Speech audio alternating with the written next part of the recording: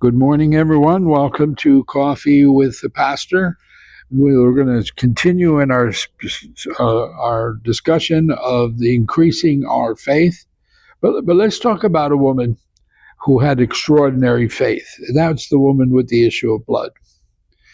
Mark chapter 5 says, "And now a certain woman had a flow of blood for 12 years and had suffered many things from many physicians. She had spent all that she had and was no better, but in fact grew worse. And when she heard about Jesus, she came behind him in the crowd and touched his garment, for she said, 'If only I may touch his clothes, I will be made well.'" Well, let's see what's really going on here, because first of all, she's saying that Jesus is the Messiah. He's not a healer. He is the Messiah. Why?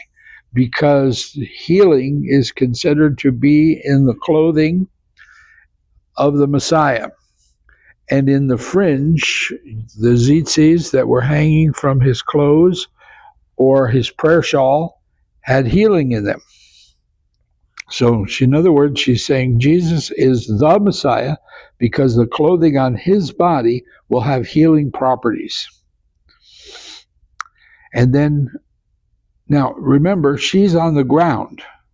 Says she comes up behind him, but she doesn't, it's not that she's standing up, because she's not allowed in polite society. She is unclean, and she has been for 12 years.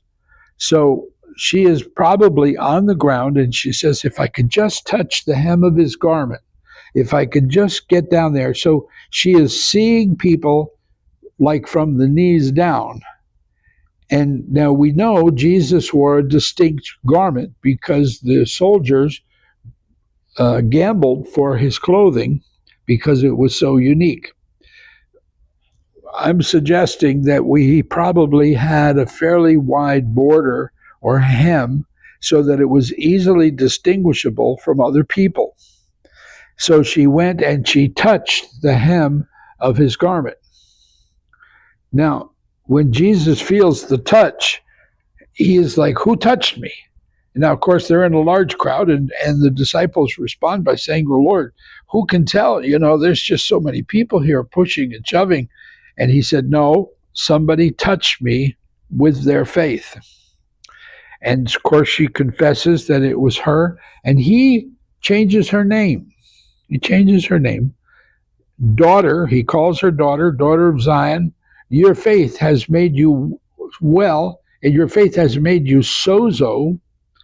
Go in peace and be healed from your affliction, which means, sozo means healed or rescued from danger, saved. So it's more than just you're healed. It is that you have had a spiritual renewal at the same time as healing your physical body. She's desperate. She's lost all her money. She's spent 12 years, wasted time with the doctors, and she hasn't gotten better. And she is desperate, and she puts her desperation in form of action and prayer to touch the hem of his garment. In Psalm 18, it says, "He also brought me out into a broad place, Rehoboth, and delivered me because he delighted in me." If you recall in Genesis 26, Isaac digs a well, and the Philistines don't challenge him, and he says, thank you for bringing me to a broad place, Lord, to Rehoboth, someplace I can have pasture and peace. So it means pasturing, free from anxiety and stress.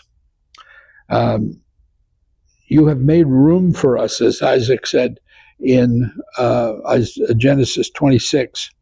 So God made room for this woman, where there was no room for her because of her affliction. She now has wide open spaces, and she can live a normal life. God bless you, and we'll see you again next time.